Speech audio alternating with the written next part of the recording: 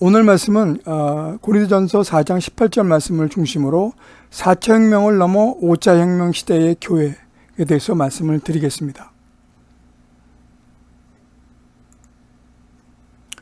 자, 4차 혁명 시대 MZ세대는 누구인가? 왜 우리가 MZ세대에 신경을 써야 되는지 한번 우리 알아보겠습니다.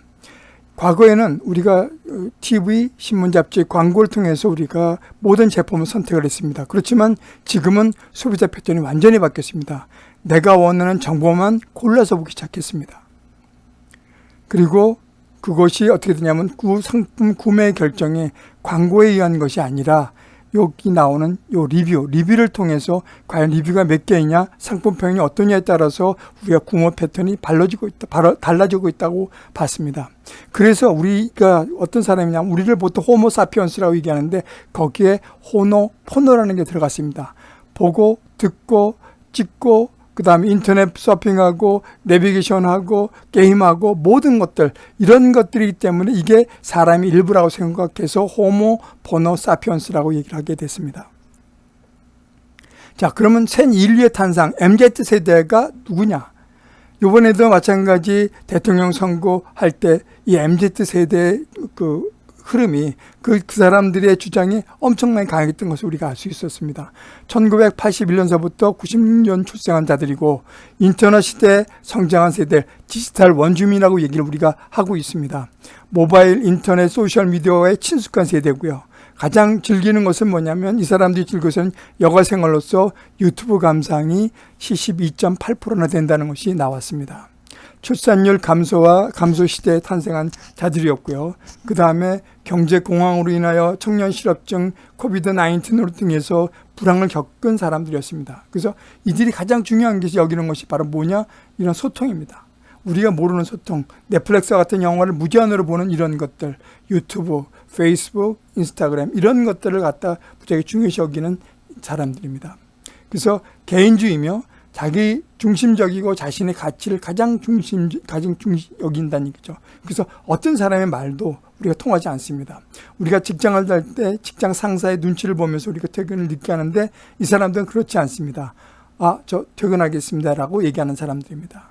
그리고 더 좋은 직장이 나오면 언제든지 이직할 수 있는 그런 사람, 수입을 위해서 일하기보다는 여가 시간을 위해서 더 선호하는 그런 사람들이 바로 MZ세대인 것입니다. 미래에 대한 대비를 하면서도 동시에 현재의 자신의 어떤 것을 시간을 즐기는 그런 사람들이라고 볼 수 있습니다. 행복을 가장 중요시 여기는, 그러면서 소비에 열중하는 그런 사람들입니다. 적금, 무조건, 주식, 암호화폐 등을 투자해서 자기의 미래를 준비하는 사람이기도 합니다. 이 사람들은 MZ세대는요, 소비 패턴은요, 다른 거 없습니다. 배달입니다. 거의 배달로 자기가 소비하고 있습니다. 그래서 우리가 나오는 여러 가지 그런 쿠팡 같은 것이 뜨는 이유가 바로 이런 사람들 때문에 크기 시작합니다. 중고거래, 자기의 이미지나 자기 가치를 높이는 것에 있어서는 관계가 없습니다. 중고라도 관계가 없어요. 본인에게 명품이나 비싼 물건을 투자하여 자신의 가치를 높이는 세대가 바로 MZ세대입니다. 자, 이미지 비주얼을 가장 중요시 여기는 사람들, 그 다음에 인플루언서의 영향을 많이 받는 사람들이 누구냐? 바로 이런 사람들입니다. 그러니까 폰에 대한 의존도가 무지하게 강한 사람들이라고 볼 수 있습니다. 자, 4차 혁명의 변전사를 보면 1차 혁명은 증기기관을 통해서 기계혁명이 일어났습니다. 1784년부터 시작됐죠. 1870년에 전기를 통해서 전기를 기반으로 해서 대량 생산이 이루어졌죠. 컨베이어 벨트를 이용하게 됐죠. 그 다음에 1969년 3차 산업혁명은 컴퓨터와 인터넷을 중심으로 해서 만들어진 것입니다. 그 다음에 나온 것. 근데 이게 문제가 뭐였냐면 산업혁명은 어마어마한 변화를 갖게 했습니다. 그래서 전자와 기계가 만들어지고 엔진이 만들어지면서 자동차, 증기관차 그런 것들이 만들어지면서 어마어마한 변화가 있었는데, 근데 중요한 것은 뭐냐면 사람이 살고 있는 시스템은 바뀌지 않았습니다. 자, 그것이 그 대표적인 것이 뭐냐면 바로 이 노벨상, 다이너마이트입니다. 다이너마이트와 노벨상은 정말 언밸런스죠. 노벨상은 평화상인데 다이너마이트는 뭡니까? 다이너마이트는 파괴적인 거죠. 과학이 권력에 의해서 쓰여지면 다이너마이트는 어떻게 돼요? 파괴적인 것이 되죠. 그래서 그것이 나온 것이 뭡니까? 원자폭탄, 수소폭탄이 나오기 시작했죠. 노벨은 다이너마이트를 만든 개발한 이유, 발명한 이유는 다른 게 아닙니다. 건설을 할 때 그것이 좀 더 빨리 건설할 목적으로 만들었는데 그것이 어떻게 됐습니까? 그것이 과학과 권력으로 이어지다 보니까 어떻게 됐어요? 파괴적인 무기가 된 겁니다. 그래서 과학과 정신이 결합이 이루어진다. 과학과 종교가 결합이 이루어진다라고 보고 있는 것이죠. 그래서 우리는 가장 중요한 것이 과학과 영적인 것이 연결되지 않으면 이것은 파괴적인 것이 된다라고 볼 수 있습니다. 자, 2015년부터 4차 혁명이 시작이 됐습니다. 자, 컴퓨터를 통한 빅데이터가 만들어지기 시작했습니다. 그게 대표적인 것이 바로 그 빅데이터, 바로 사물 인터넷 연결되는 건데 이게 기술 혁명이 연결되는 것입니다. 그로서 만들어진 것이 로봇과 이런 드론 같은 거라고 볼 수가 있습니다. 자, 4차 혁명의 특징이 뭘까? 초연결 세상의 시작이다라고 보는데요. 초연결, 우리가 그 인공지능이라는 것을 아주 몸소리에 우리 알게 된 것은 결국 다른 거 없습니다. 알카버와 우리 최세돌 이 대국했을 때 그거부터 우리가 그 알파고 인공지능에 대해서 아주 알게 됐습니다. 알파고가 싸워서 우리가 졌죠. 이세돌 구단이 다 졌단 말입니다. 이 사람을 만든 사람이 하사비스인데 이 사람이 이 알파고 말고 알파고 제로라는 것을 만들었는데 이것은 스스로 독학한 지 36시간 만에 알파고의 실력을 뛰어넘었다고 얘기하고 있습니다. 그러면서 이 하사비스가 얘기할 때 뭐라고 하냐면 조심해라. 우리가 찍으면 그 분야는 초토화된다고 얘기하고 있습니다. 자, 어려운 얘기고 무서운 얘기죠. 자, 이 4차 혁명이라고 말이 나왔던 것은 클라우스 슈밥, 다보스 포럼의 회장 클라우스 슈밥에서부터 시작된 겁니다. 그 사람이 하는 얘기가 뭐냐면 1차, 2차, 3차 혁명이 사람이 일을 쉽게 잘할 수 있도록 도와준 것이라면 4차 혁명은 살아온 삶의 방식을 근본적으로 바꾸는 기술 혁명이라고 얘기를 하고 있습니다. 자, 그러면서 하는 얘기가 뭐냐면 30년 동안 세계를 지배했던 제조국들에 의해서 반란이 일으켰다. 제조국에 대한 그것서부터 반란을 일으킨 것이라고 얘기하고 있습니다. 이번 호프스테터는 이런 얘기를 합니다. 다른 게 없다. 이것은 연결이다. 그래서 지능을 가진 기기들과 더 많이 함께 하게 될 것이다. 그래서 스마트폰이 집에 있는 기기들과 그리고 사무실에 있는 기기들과 그 다음에 집과 집이 세계들과 연결되는 게 바로 이렇게 전부 다 통합되는 것들, 그것이 바로 4차 혁명이라고 얘기하고 있습니다. 자, 여기는 그 왓슨이죠. IBM에서 개발한 왓슨인데 이 왓슨 사람들 환자의 암을 진단하는 그런 컴퓨터였죠. 근데 결국은 이것도 아주 센세이션을 일으켰는데 결국 이것도 뭐냐면 5, 6년이 지나고 난 다음에 결국은 왓슨은 사업을 접게 되죠. 그러면서 같이 있는 애들 다 접어버렸죠. IBM은 21일 현재 전부 다 이 통을 통해서 자기가 그것을 없어진다. 이것을 갖다 헬스케어 사업을 전부 다 팔아버린다라고 얘기가 되어 있습니다. 그래서 이것을 뭐 얘기했냐면 우리가 영혼과 같이 영적인 것과 그 다음에 우리가 과학과 영적인 것이 같이 결합되지 않으면 결국은 이것이 그냥 기계로서 끝난다라고 볼 수 있는 거죠. 자, 이것을 통해서 아까 얘기했듯이 제조업체, 제조국가들이 반란을 일으켰다고 얘기하죠.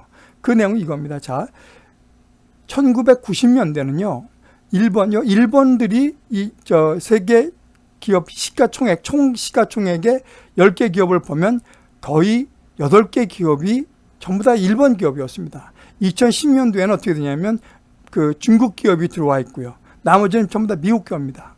그 다음에 2020년 올해를 보면 3월달을 보면 여기에 사우디아라비아 아람코라는 석유회사가 들어가 있고 나머지들은 거의 대만을 빼고 대만 TSMC를 빼고는 거의 미국 회사가 다 독식을 하고 있습니다. 여기 깃발을 보면 거의 독식하는 거죠. 자, 여러분이 우리가 많이 알겠던 마윈, 알리바바 있죠. 알리바바가 탄압을 많이 받았는데 이 알리바바가 처음 나왔을 땐 엄청난 힘을 갖고 있었습니다. 자, 여기서 보면 알리바바가 몇 위였죠? 6위 됐죠. 7위 정도가 됐죠. 자, 이렇게 된 7위고 탄센트가 8위였는데 이것이 이 세계가 22년도에 갔을 땐 완전 10위여서 완전히 밀려났죠. TSMC가 대신 올라갔죠. 이렇게 바뀌었죠. 이렇게 바뀌고 탄센트도 마찬가지입니다. 탄센트도 8위 했던 것이 2017년에 8위 했던 것이 완전히 뒤로 넘어가게 돼 있죠. 세계적인 게임 회사죠. 이게 그런데 이 탄센트가 뭐냐면 이 탄센트나 알리바바 같은 경우는요, 뭐가 있냐면 그 중국의 14억 인구, 15억 인구를 갖고서 만든 겁니다. 그래서 15억 인구를 갖고 게임을 하니까 그 사람들이 어마어마한 숫자를 갖고 게임한다는 얘기죠.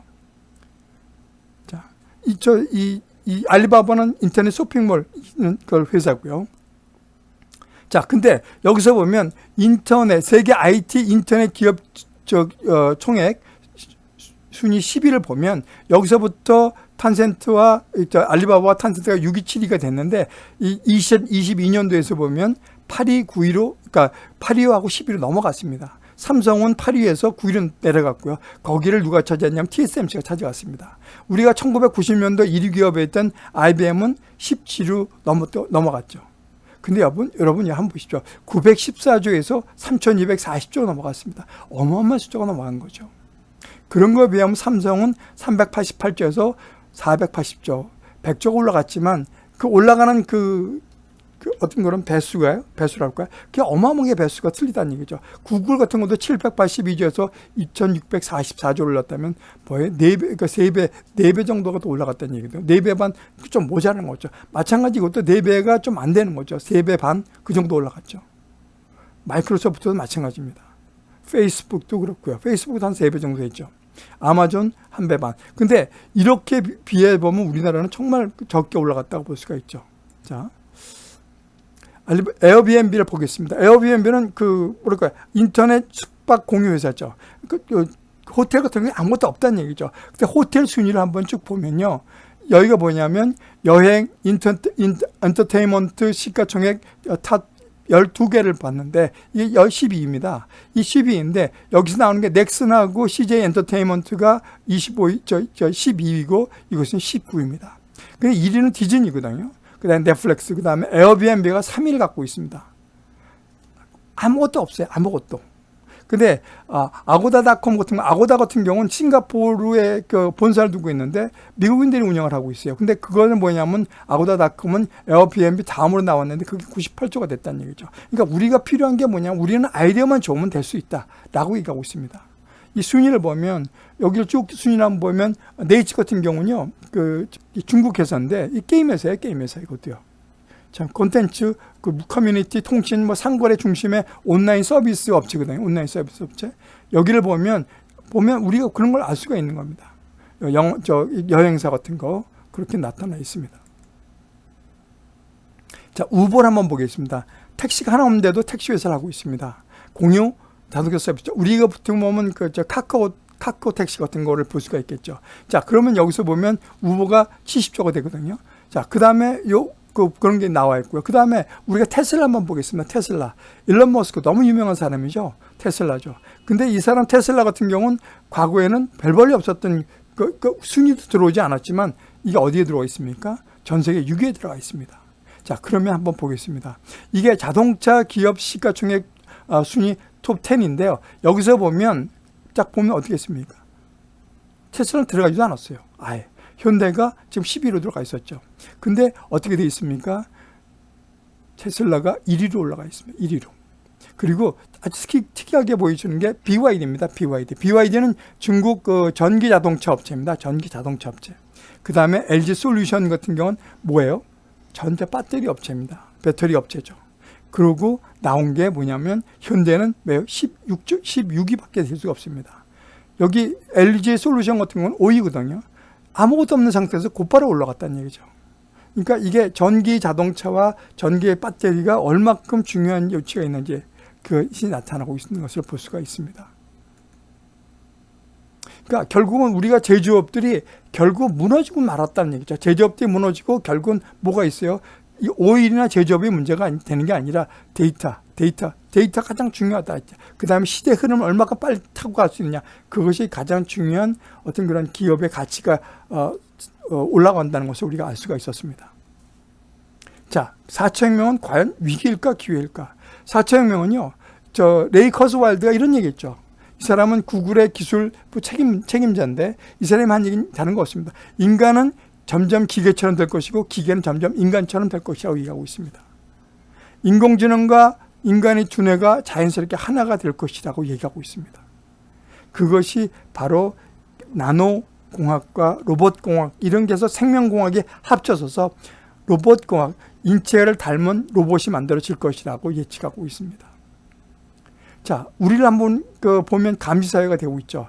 AI 안경을 끼고 있으면 이 사람이 누구인지 어떤 사람인지를 다 알고 있을 수가 있습니다. 그 다음에 AI 분야에서 새로운 이정표를 제시했습니다. 그걸 통해서 뭘 한다? 감시사회로 넘어가고 있다. 그러니까 고도에 대한 발달된 것으로 인해서 이 사람들이 뭐 하는 사람인지를 보고 그 사람을 결정할 수 있었다라고 보는 거죠. 이 내용이 바로 이겁니다. 이 사람이 소득세는 얼마를 냈고 공과금은 얼마를 냈고 고통복귀는 잘 지켰는지, 그 다음에 온라인에서 대화는 어떤 건지, 그 우리처럼 나쁜 얘기하면 그것을 걸러가고 이 사람을 갖다가 등급을 중국에선 5등급으로 나눴다는 얘기예요. 5등급으로 나눠서 첫 번째 등급은 아주 최상 대우를 하는 거죠. 5번째 등급은 어떻게 돼요? 학교도 못 가고 비행기도 타지 못하는 그런 등급으로 만들어버렸다는 얘기죠. 결국은 전체주의 독재의 자유로 가는 것이 됐다. 결국은 뭐냐, 빅데이터가 어떻게 돼요? 좋게 쓰면 좋은 방법으로 갈 수 있는데 나쁘게 쓰면 나쁜 대로 갈 수가 있다라고 볼 수가 있는 겁니다. 자, 중요한 것도 이것도 나오고 있습니다. 기억도 조작할 수 있다. 그러면 어떻게 해요? 기억을 조작하면 어떻게 됩니까? 내가 아니죠. 내가 아니고 다른 사람이 돼버리는 겁니다. 자, 그 다음에 이런 얘기를 했죠. 그 4천명, 그 세계경제포럼, 다보스 포럼에서 2020년까지 향후 5년 동안, 그러니까 5년 동안, 2016년에 얘기한 거니까요. 4차 산업혁명으로 인해 총 110만 개의 일자리가 없어질 것이라고 얘기하고 있습니다. 그리고 새로운 일자리는 200만 개 불과할 것이다라고 얘기하고 있습니다. 일자리 500만 개가 사라진다고 얘기하고 있습니다. 거기에 나올 수 있는 것이 뭐냐면 중요한 게 이거죠. 컴퓨터, 수학, 건축, 엔지니어링 관련 분야 일자리를 상대적으로 늘어날 것이라고 예상됐다고 얘기하고 있습니다. 자, 그러면 우리가 근접하게 나온 게 인천제철, 그러니까 현대제철에서 이걸 알파고를 이용해서 꿈의 자동차 강판을 뽑았다고 얘기합니다. 몇 달 걸려야 될 실험을 단 10일 만에 이 알파고가 그것을 해결했다고 얘기하고 있습니다. 그러니까 40% 높은 강도, 40% 강도가 높은 그런 철판을요. 대단한 거죠. 자, 없어지는 직업을 보면 판사, 변호사 이런 사람은 없어질 것이다. 왜냐하면 이것이 컴퓨터로 데이터베이스로 넘어가 보면 이 사람의 판단이 금방 할 수 있다라고 보시는 거죠.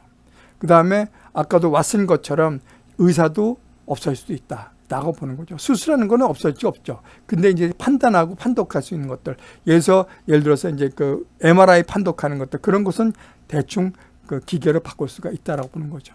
그 다음에 여기서 보면 이 스마트폰을 몸속에 심어버리는 거죠. 그런 것이 그러니까 기계를 만드는 것도 없을 수 있다. 그 다음에 운전사도 없어질 수 있고 이로 인해서 보험회사도 없어질 수 있다라고 보는 거죠. 그 다음에 우리가 보면 전화 교환수라든가 안내원들 이런 사람들 없앨 수 있다. 그것이 전부 다 AI로 다 대체할 수 있다.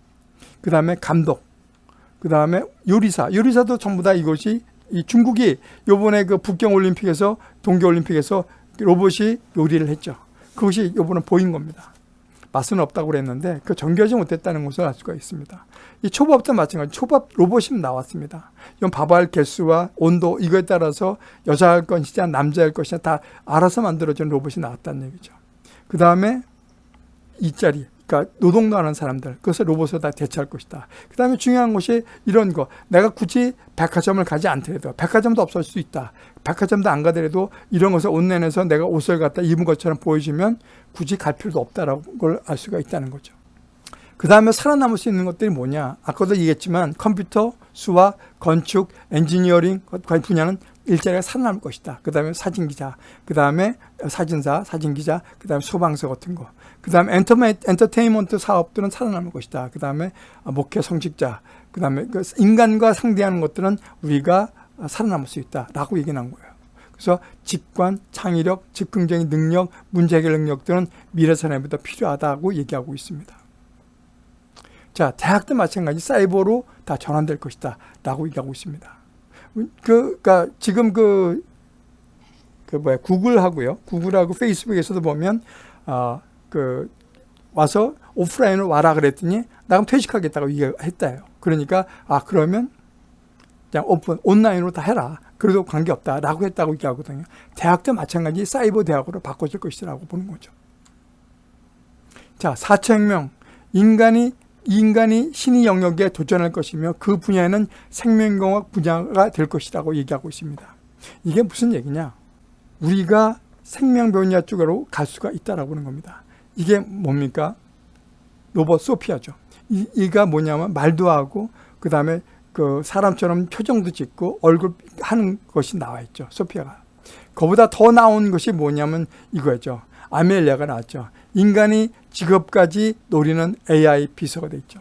그래서 이 사람은 뭐예요? 사람과 흡사한 모습의 아바타를 볼 수가 있죠. 그래서 자연 언어, 그러니까 자연스럽게 언어를 처리할 수 있고요. 인간과 기계와 소통을 하여 협업할 수 있다. 예를 들어서 복사기를 한다 그러면 복사기 이번에 틀어놔, 컴퓨터 이걸 켜줘, 프린터 켜줘, 이렇게 할 수 있다라고 하는 거죠. 그래서 사람과 흡사한 외형의 디자인, 휴먼 아바타를 공개했다고 얘기하고 있습니다. 대화, 표현 능력, 감정, 시각적으로 전달하는 그 얼굴 표정 같은 걸 다 입력해서 소통할 수 있게끔 만들었다고 얘기하고 있습니다. 자, 여기는 뭐 돼지에다가 형광 유전자를 집어넣어서 형광 돼지를 만들었고요. 여기서는 뭐냐면 몸짱소를 만든 거죠. 미오스타틴이라는 것을 여기다 갖다가 제거를 해버리면 이런 몸짱이 만들어진다는 얘기죠. 그래서 우리 몸도 몸짱으로 만들 수 있다는 거죠. 그 다음에 과거에는 1억씩 하는 그런 우리가 분석, 그러니까 유전자 분석을 갖다 우리가 맡기면 1억 정도가 들었는데 지금은 $100면 되는 그렇게 됐다고 얘기하고 있습니다. 자, 그 다음에 이 사람은 뭐냐면 인공 신장을 만들어 갖고 자기 제자한테 이식해 줬다고 얘기하고 있습니다. 요번에 그 아베 수장 총도 3D 프린터를 만들었다고 얘기하고 있죠. 이것이 각각 이렇게 하다 보면 어떻게 보면 인간이 신의 영역까지 침범할 수 그럴 수까지 된다라고 볼 수 있는 거죠. 자, 여기서 보면 유전자 편집을 하는 거죠. 그게 2006년도에 타임즈에 나왔던 거예요. 그래서 높은 IQ를 하고 시력도 좋은 거고 그 다음에 다리도 튼튼하고 노래도 잘 부를 수 있고 그 다음에 탈모도 안 되고 그 다음에 내가 나쁜 것들 그런 것들 다 없앤 그런 게 유전자 편집을 할 수 있다고 나오고 있습니다. 그리고 또 나온 게 뭐예요? 이제 나는 인공자궁시대를 갖다 인공자궁을 갖고 싶겠다고 얘기하는 거예요. 난 10달 동안 뱃속에 듣고 싫어. 그러니까 이렇게 인공자궁 속에다가 집어넣어서 애를 갖다 하는 그런 시대가 올 것이다. 20년 내로 인공자궁 보편화해야 된다고 얘기하고 있습니다. 자, 또 아주 획기적인 거죠. 우리가 사람들이 이렇게 늙어가잖아요. 늙어가는 게 서럽잖아요. 그러니까 우리가 어떻게 해요? 텔로미어가 짧아지면 세포는 스스로 죽거나 노화를 일으킨다. 그러니까 이걸 갖다 계속 이어지는 거죠. 길게. 그러면 어떻게 해요? 우리는 시간을 멈출 수 있다라고 보는 거죠. 자, 4차 혁명 AI가 스스로 진화한다고 얘기하고 있습니다. 자, 여기서 보면 우리가 빅데이터가 바로 우리가 이겁니다. 이게 우리가 갖고 있는 지식이에요.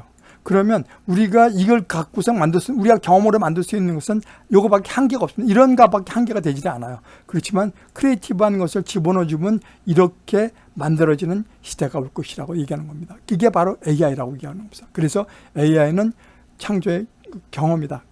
아주 이어지는 것이다 라고 얘기하는 것입니다. 5차 혁명이 일어나고 있다고 얘기하고 있습니다. 이 노중호 소장님께서는 이런 얘기를 하죠. 4차 혁명으로 4대 고통인 일자리 고통, 교육비 고통, 노후 불안 고통, 그 다음에 사회 양극화 고통을 해소할 수가 없다라고 얘기하고 있습니다. 그렇기 때문에 5차 혁명으로 넘어갈 것이다 라고 얘기하고 있습니다. 이것은 5차 혁명이 되면 교육에 10분의 1밖에 공부 안 했는데 수배의 효율을 높일 수 있고 나노 기술을 통해서 태양의 양기를 통해서 태양열을 통해서 냉난방과 자동 구동도 가능할 것이다. 이렇게 얘기하고 있습니다. 그런 시대로 아마 바꿔질 것이라고 얘기하고 있습니다. 또한 그 오태광 교수께서 이런 얘기를 하죠. 4차 혁명에서 5차 혁명 시대로 바뀌어질 것이다. 여기는 그 기본은 초인지어와 생명화 능력을 가지는 생멸화 기술이 될 것이라고 얘기하고 있습니다. 자, 보세요. 5차 혁명은 근간은 초인지어와 초생명화 능력을 가지고 생멸화 기술이 될 것이다. 자기가 스스로 자각하고 행동하는 생물화로 진행하면서 시작될 것이라고 이야기하고 있습니다. 엄청난 변화가 올 것이라는 걸 우리가 알 수 있죠. 자, 박정수 교수는 성균관대 박정수 교수는 이런 얘기를 해요. 인류의 마지막 산업혁명이 5차 산업혁명일 것이다. 그래서 사물 인터넷을 활용하여 초연결성을 실현하고 메타버스 세계를 새로운 산업 공간으로 창의하는 뉴노멀 시대가 점점 성숙화되고 있다. 그래서 하는 얘기가 뭐냐면 자율주행 자동차가 각각 인공지능 기술과 6G 통신 기반의 슈퍼컴퓨터가 돼 세상을 바꿀 정보를 모은다. 이 정보를 바탕으로 새로운 또 도시가 구축될 것이라고 얘기하고 있습니다. 아까는 생체를 우리 인간과 똑같은 그런 로봇이 만든다고 얘기하고, 이것은 6G와 이런 AI가 해서 새로운 도시도 만들 수 있다라고 얘기하고 있습니다. 자, 그럼 5차 혁명에 대해서 한번 알아보겠습니다. 메타버스와 비즈니스 그리고 교회에 대해서 말씀을 드렸는데, 이거 전번에 한번 이것을 말씀을 드렸는데 다시 한번 우리가 자연을 극복하기 위해서 집단을 이뤘고, 집단을 이루어서 인간이 협동해서 힘을 키웠죠. 힘을 키우고 난 다음에 우리가 기술 문명과 발전하면서 우리가 분화하기 시작했습니다. 그래서 최초로 만들어진 게 퍼스널 컴퓨터입니다. 그래서 PC라고 얘기했죠. 그런데 누구예요? 스티브 잡스에 의해서 우리가 손에다가 이 컴퓨터를 올려놓은 그런 시대가 왔던 거죠. 자, 전 세계 인구는 79억 명인데 인터넷 인구가 51억 명이라고 얘기하고 있습니다. 근데 중요한 게 이 동남아시아 쪽, 중국, 동남아시아 쪽은 컴퓨터, PC를 통하지 않고 뭐가 됐어요? PC 통하지 않고 스마트폰으로 곧바로 넘어갔어요. 그러니까 엄청난 인프라를 구축하게 된 거죠. 그러니까 중국이 이 G2라고 자기가 얘는 이유 중 하나가 다른 게 아니에요. 그 많은 인구를 갖고 14억 인구, 15억 인구를 갖고 중국이 그것을 만들어낸 겁니다. 우리가 1세대를 갖다 뭐냐면 천리안으로 보고 있죠. 이건 점, 선, 면, 공간으로 보는데 2세대는 싸이월드, 3세대는 페이스북, 유튜버 이런 걸 얘기했죠. 트위터가 3.8억 명이고 페이스북이 30억 명이거든요. 그 다음에 유튜버가 23억 명, 인스타그램이 12억 명이 되는데, 이 19개, 이런 것들이 4세대가 실시간으로 만나는 곳을 만들어내는 게 뭐냐면 바로 이런 것이라고 얘기하고 있습니다. 자, 메타, 그 다음에 유니버스는, 메타는 초월이고, 유니버스는 세계, 우주 같은 걸 얘기하고 있죠. 그래서 그것을 초월한 우주, 이렇게 세계다고 얘기하고 만들어졌는데, 메타버스는 유행이 아닌 빅 트렌드로 산업으로 발전 가능성이 있다. 수많은 콘텐츠로 탄생할 잠재력을 가지고 있다. 시장 규모가 300조 원 이상의 혁명적인 것이 될 것이라고 얘기하고 있습니다. 자, 여기서 보면 참 무섭죠. MZ세대가 가장 좋아하는 얼굴을 만든 게 바로 이거예요. 그게 로지죠. 로지가 만든 게 100억의 매출을 올리고 있다고 얘기하고 있습니다.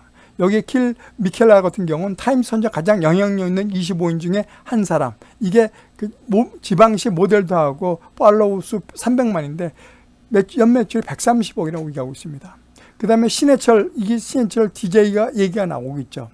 그래서 이게 어떤 겁니다. 신해철이 나와서 그 방송을 대신해주고 이 육성 목소리로 자기가 얘기를 하고 그런 상황이 나와 있다는 얘기죠. 그러니까 우리도 모르는 사이에 점점 새로운 세대가 와 있다고 볼 수가 있는 겁니다. 이 메타버스에 보면 여러분이 참고해 줄 것이, 이런 영화를 보면 우리가 앞으로 세상이 어떻게 할 것이냐고 우리가 알 수가 있죠. 여기 보면 1999년도에 만들어진 매트릭스 같은 경우는요. 이게 우리 그 가상 공간이라는 것 자체를 갖다가 우리가 알 수 있게끔 만들어준 거예요. 가상 공간에서도 거기가 죽으면 현실에도 죽게 돼 있죠. 그걸 누가 얘기했어요? 자커버그가 그러니까 페이스북의 마크 저커버그가 그 얘기를 했죠. 그런 시대가 된다라고 얘기하고 있습니다. 자, 이 아바타의 가장 대표적인 것이 아바타죠. 우리가. 그 다음에 희수 같은 경우는 이번에 자기 딸이 죽고 난 다음에 그 죽은 그 딸을 갖고 가상으로 만들어 갖고 어떻게 됐습니까? 그 엄마가 정신 이상이 돼버리는 거나 마찬가지로 돼버리죠. 그러니까 이게 뭐냐면 현실에서 문제, 거기에 뭐냐면 과학만 들어가면 그것이 안 된다. 거기 현실과 과학과 플러스 영적인 것이 포함이 돼야지만 그것이 똑바른 것이 될 수 있다라고 볼 수 있는 거죠. 자, 우리가 지금 그 다음에 요것은 두 개의 세계, 여기서 W 같은 것은 또 다른 세계, 다른 세계에 사는 사람과 연애하는 거, 그런 걸 나타냈죠. 자, 여기서 한번 보겠습니다. 메타버스가 곧 활성화될 것인가? 메타버스는 5년 내지 10년 안에 상용화될 것이고 AI는 10년 내지 15년 정도 상용화될 것이다 라고 추측하고 있습니다. 자, 그것은 왜 그런 얘기를 하냐면 이 모니터와 이 컴퓨터와 이 모니터를 연결해 주는 게 뭘까요? 바로 이거예요. 바로 다른 거 없어요. 요거예요. 마우스예요. 그것처럼 그 세 개를 연결시키는 것이 뭐냐? 오큘러스 퀘스트라는 이런 중간에 VR 기계가 있어야 된다는 얘기죠. 가상현실 기기가 연결되는 것이 있어야 되는데 그것을 지금 만들어낸 게 바로 이런 것들입니다. 이렇게 그래서 링, 그다음에 그 안경 같은 것을 만들어냈죠. 그래서 이런 것을 차고 있으면 그냥 손가락으로 그냥 이렇게 멀리서도 손가락으로 할 수 있는 그런 입장이 된다라고 보는 거죠. 요 같은 경우는 이렇게 눈으로서 볼 수 있는 입장이 된다는 얘기죠.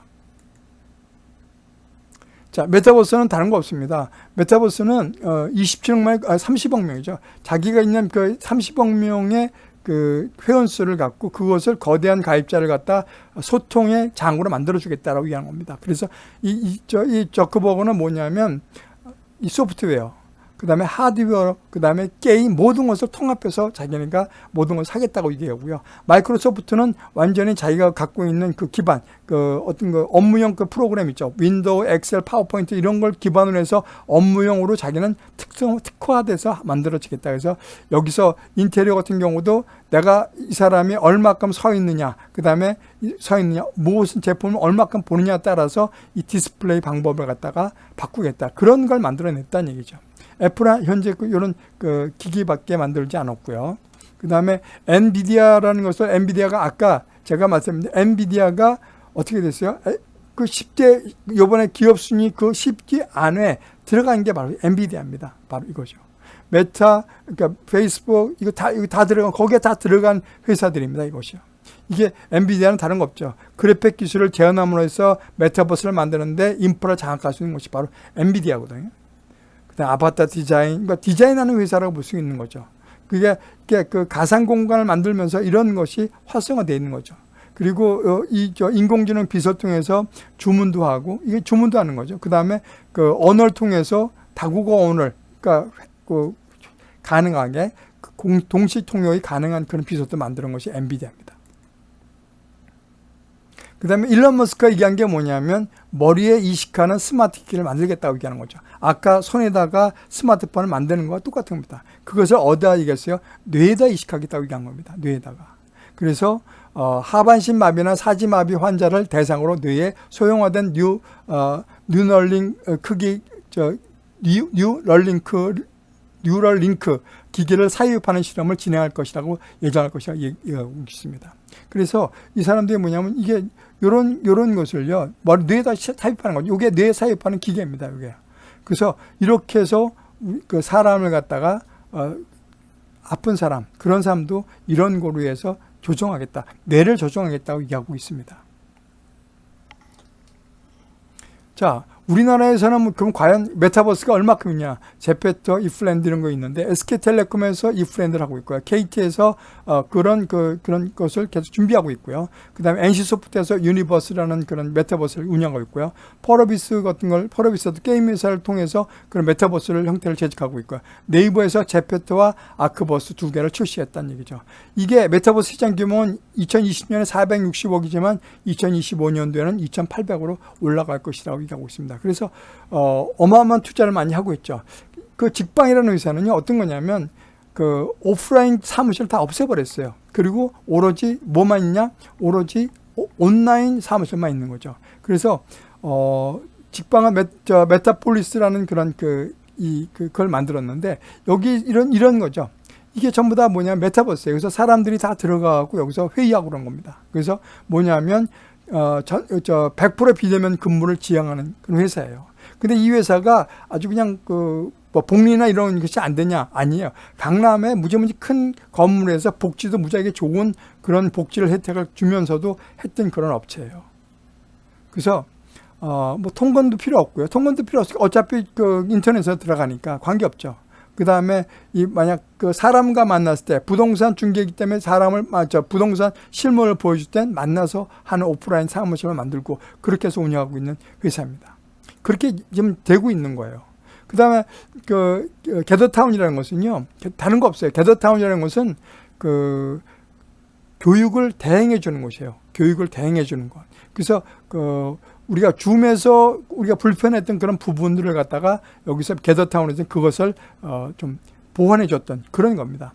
줌이 시장에서 여전히 높은 점유율을 차지하고 있지만 현재 줌이 화상화 회의 방식은 줌 필요 증후군이라는 신조어가 생길 만큼 어떤 얘기든 부담을 준다. 왜냐하면 그런 얼굴만 계속 보고 있으니까 그 환경 자체를 갖다가 조금 사무실 와도 만들기도 하고 이렇게 좀 편하게 만들 수 있는 그런 것을 만든 게 바로 게더타운입니다. 그래서 여기서 뭐 저 국민은행도 여기서 했고요. 여러 가지 그 많은 것들이 했습니다. 그 다음에 여기 뭐냐면 대면 교육이 축소되면서 실제 경험을 추구하는 Z세대는 유대감 소속감이 부족했다.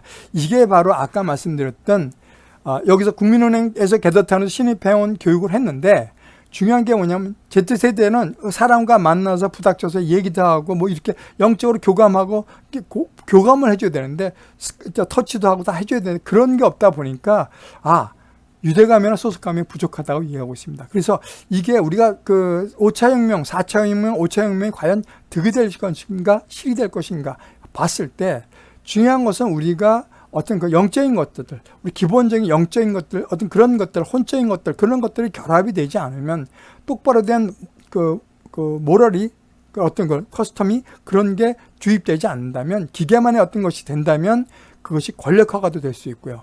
그 다음에 그것이 사람을 필요하게 만들 수도 있다라고 볼 수 있는 것입니다.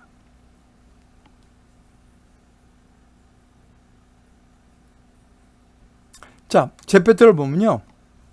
네이버에서 만든 건데요. 제페토 200여 국의 2억 명의 그런 그 회원을 가지고 있고요. 나이, 성별, 인종, 지역을 넘을 수 있다라고 볼 수 있는 거죠.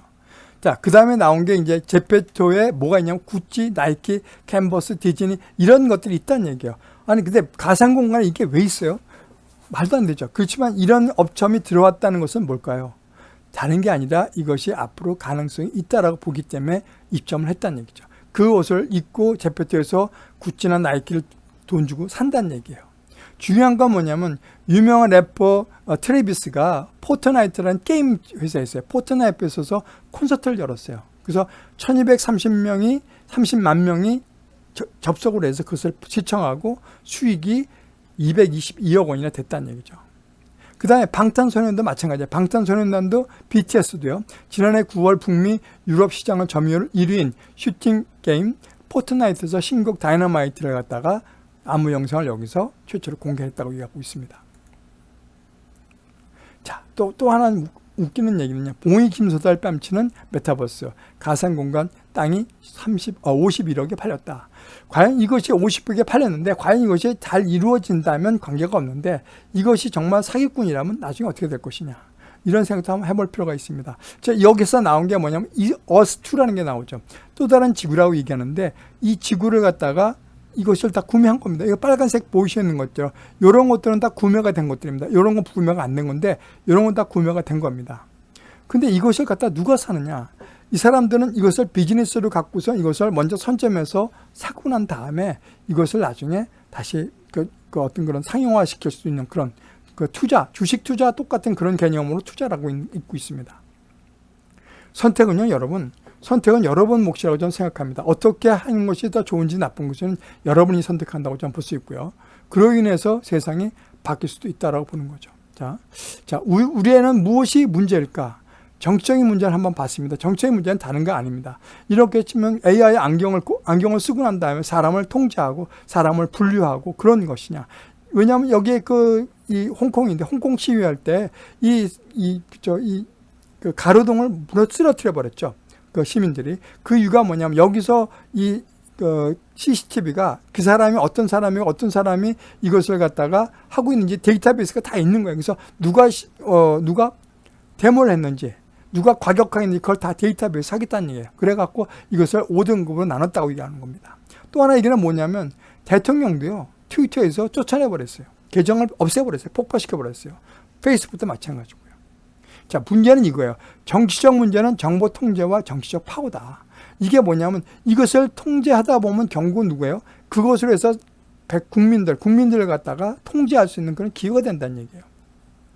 자, 우리가 보면요. 여기서 보면 전체 지구를 살아간 사람이 전부 다 1,100억 명 정도가 된다고 그래요. 근데 여기서 이 파란 글씨처럼 국민의 기본권을 누리고 살아간 사람이 4.5%에 불과하다고 얘기합니다. 그러니까 우리는 어떻게 해요? 자유는 인간한테 익숙한 것이 아니라고 그런 거예요. 그래서 이 통제사에 걸리더라도 우리는 아무 소리 않고 거기에 순응한다는 얘기죠. 우리가 이번에 팬데믹을 통해서 마스크 써라, 어디 가지 말아라, 뭐 백화점 들어오지 말아라, 다 우리가 맞춰서 거기서 했죠. 그게 바로 뭐냐면 자유는 인간한테 익숙한 것이 아니라고 생각합니다. 그런데 종교인들, 신앙인, 기독교인, 개신교 이 사람들은 뭐예요? 완전히 틀리죠. 우리 법보다 하나님 법이 우선이라고 생각하는 사람이라는 거죠. 자, 우리에게는 무엇이 문제일까? 윤리적인 문제라고 얘기하고 있습니다. 개발자들이 중독성을 유발하고 있다. 그 다음에 댓글이 몇 개야, 좋아요가 몇 개야, 유튜버들한테 즉각적으로 돈 주면 보상을 해준단 말이야. 이것이 결국은 윤리적으로 망치게 돼 있다. 그러니까 회사를 다니지 않고 그냥 놀고 먹는 그런 사람이 돼버릴 수 있다. 하우겐이란, 프랜시스 하우겐이라는 사람이 페이스북의 팀장이었는데요.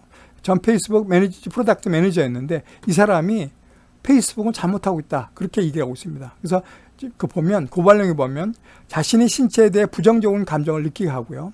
그 다음에, 10대 손이 32%가 그렇다는 얘기죠. 그 다음에, 좋아요와 이모티콘 반응을 충분히 얻지 못하면 스트레스와 불안감을 느끼고 있고요.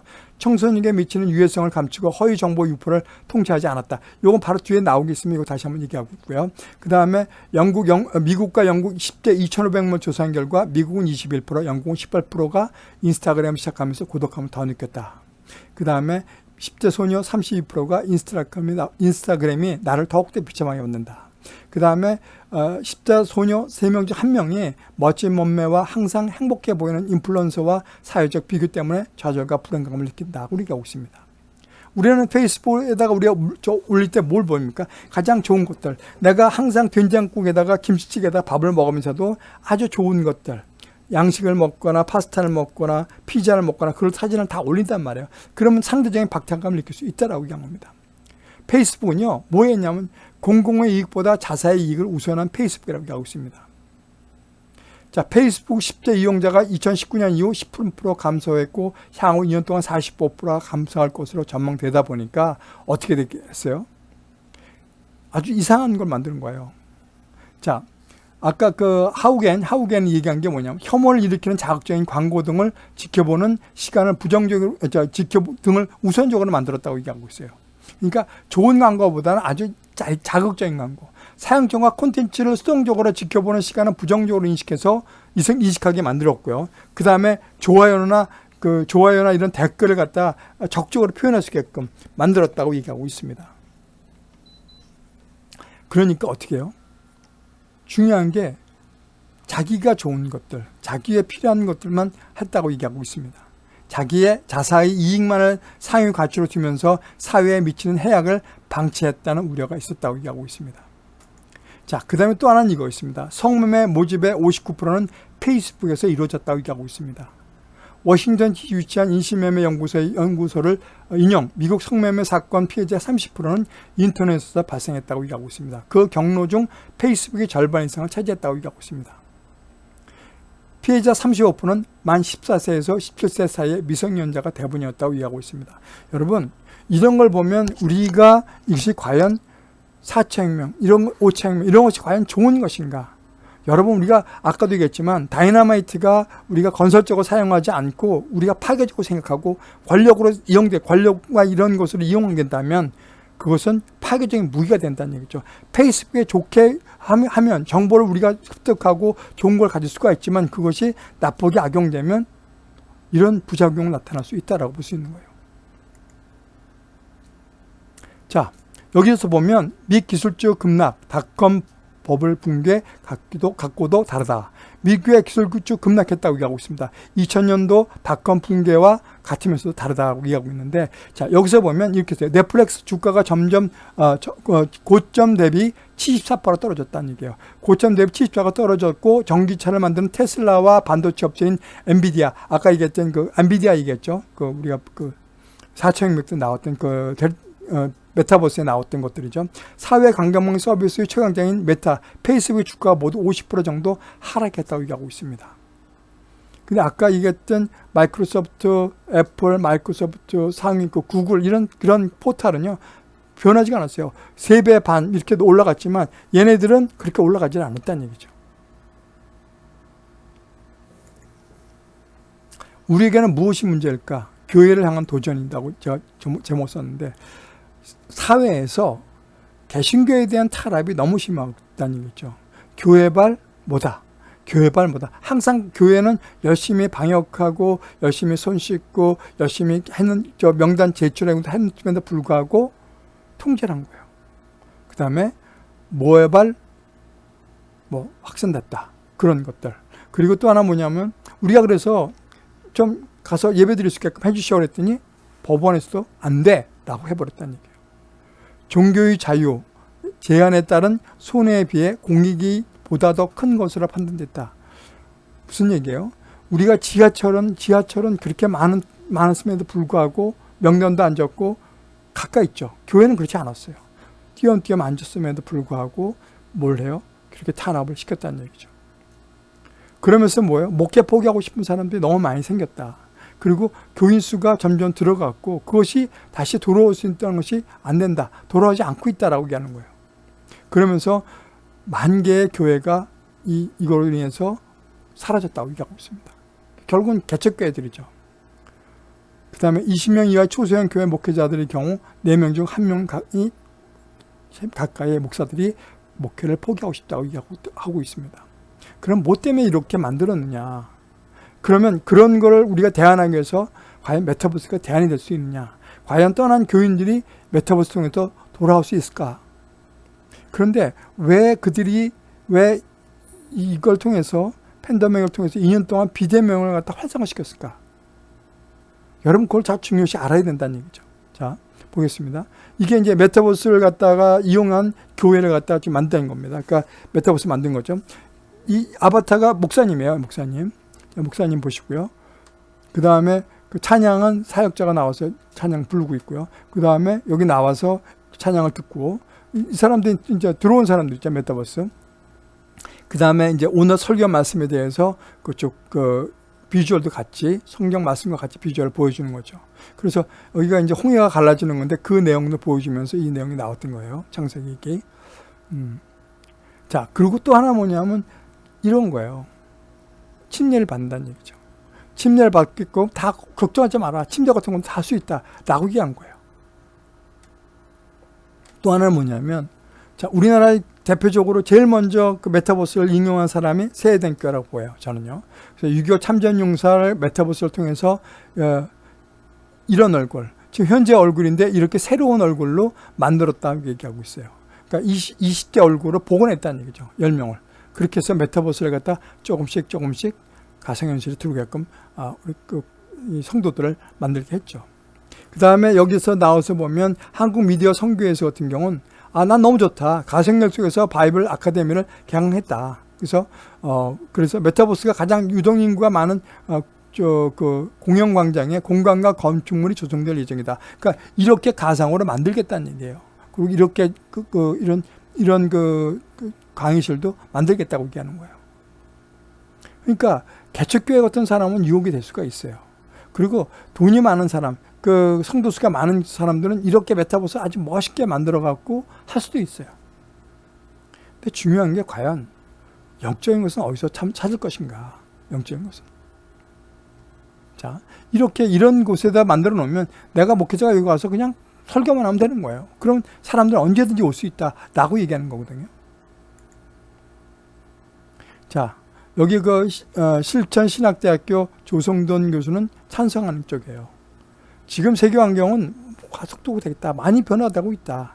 교련에 대한 것도 우리가 바꿔야 되지 않을까. 새로운 고민할 필요가 있지 않냐. 바꿔야 된다. 시대 흐름에 따라 바꿔야 된다라고 얘기하는 거예요. 김도훈 교수는요. 장로계 신학대학 김도훈 교수는요.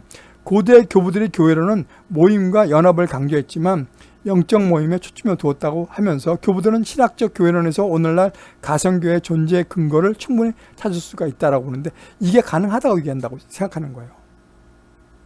아까 MZ세대는 뭐예요? 소속감이나 그런 것이 없다고 얘기했죠. 자, 이분들은 반대한 거예요. 한철호 선교사는 이런 얘기예요. 메타버스와 같은 새로운 기술들은 임시 방편일 뿐 실제 현실을 완전히 대체하기는 어렵다.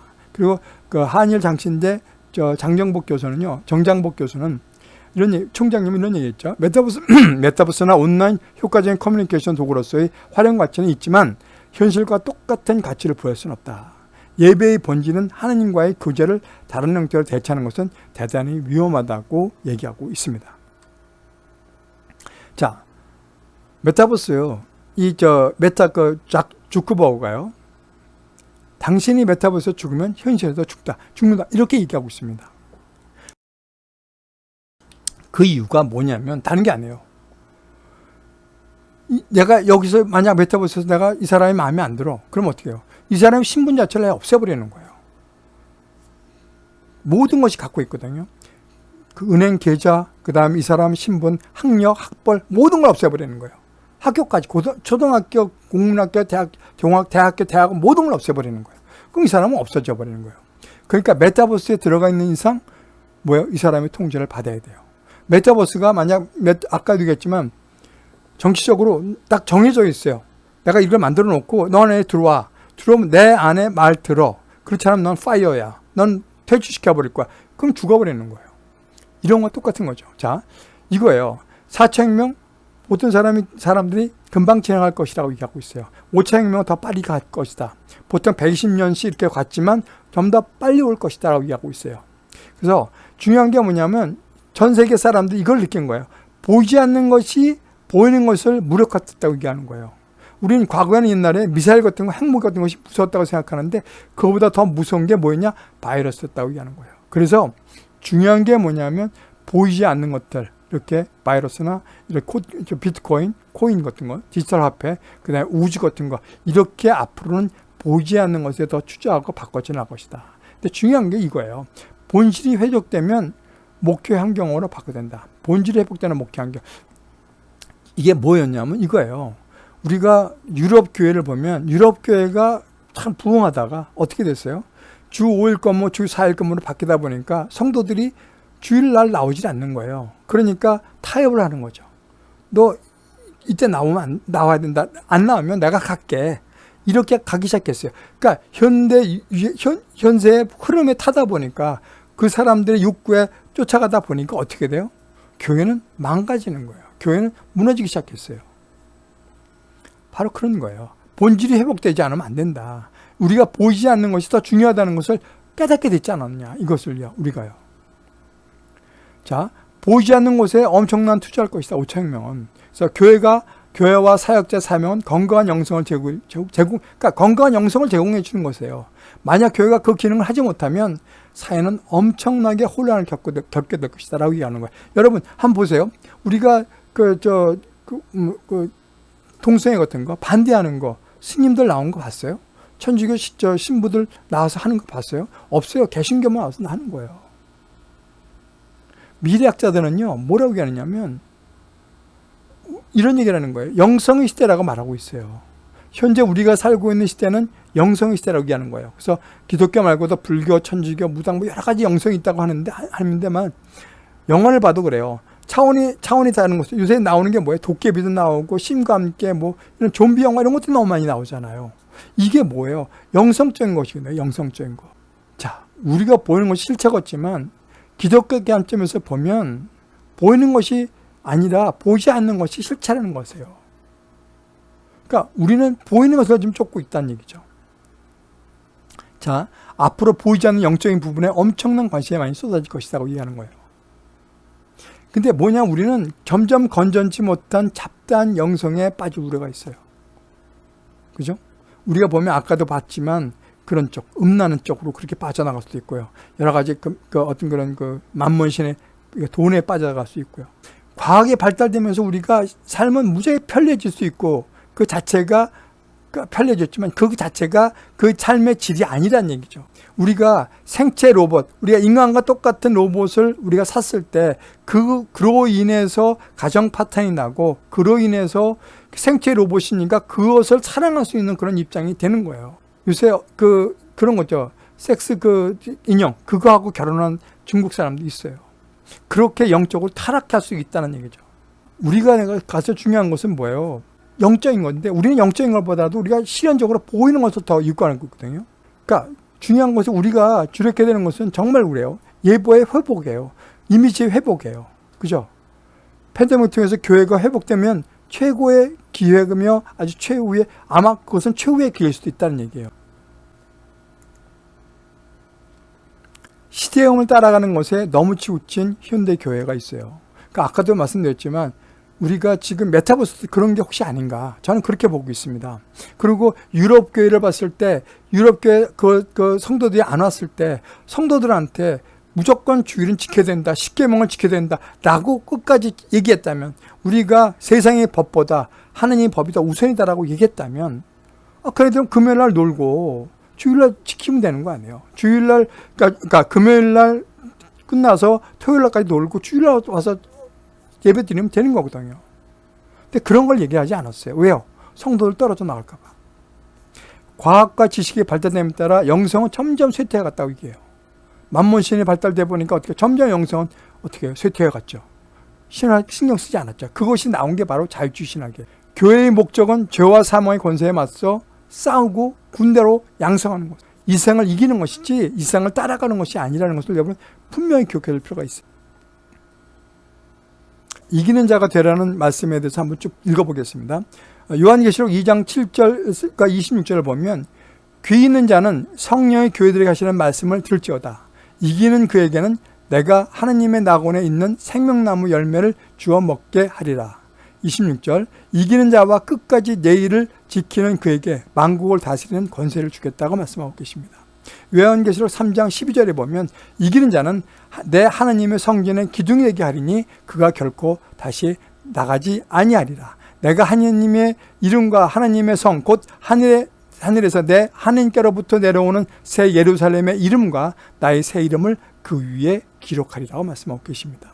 또 21장 7절에서 뭐라고 말씀하시냐면, 이기는 자는 이것들을 상속으로 받으리라. 나는 그의 하나님이 되고 그는 내 아들이 되리라고 말씀하고 계십니다. 여러분, 우리가 흐름에 따라간다고, 내가 지금 이제 좋은 게 있다고 그것에 쫓아간다 그러면 우리는 어떻게 될까요? 우리는요, 결국은 유럽 교회와 똑같이 우리는 그냥 없어질 수 있는 교회가 될 수 있다고 보는 거예요. 우리가 팬데믹을 통해서 우리가 교회가 만 개가 사라진 것처럼 왜 그게 없어졌을까요? 현실적인 그 금액적으로 그게 안 되기 때문에 그런 겁니다. 만약 거기에서 그 교인들에게 우리가 영적으로 정말 했다면, 영적으로 그들한테 제대로 가르쳤다면, 그 성도들이 떨어져 나갈까봐 내가 할 소리를 못하고 그랬다면, 그렇기 때문에 결국은 없어질 수밖에 없었다. 내가 세상이 악할 때 우리가 꾸짖고 회개하게끔 우리가 말씀 전할 때, 그게 진짜 우리가 하나님을 지키고 하나님의 교회를 지키고 하나님의 영성을 지키고 하나님의 군대로 양육하는 것이 아닌가 봅니다. 자, 말씀을 정리하겠습니다. 자, 세상의 흐름에 편승하는 자는 당장은 좋을 줄 몰라도 언젠간 후회할 것이라고 말씀하고 있습니다. 우리는 하느님의 자녀입니다. 예수님을 통하지 않고는 하느님에 갈 수가 없습니다. 우리는 죽어서 바로 천국에 가기 때문에, 우리는 우리가 죽어도 또 하나의 세계가 있고 심판을 받고 또 하나의 세계가 있다는 것을 믿기 때문에, 우리가 지금 힘들고 어려울때라도 우리가 버텨나가는 것은 바로 이런 겁니다. 그래서 우리가 힘들고 어려울 때 우리가 고통받고 우리 고통을 감내하는 이유가 바로 이것입니다. 여러분, 마지막까지 이기는 자 되기를 예수님 이름으로 축복합니다.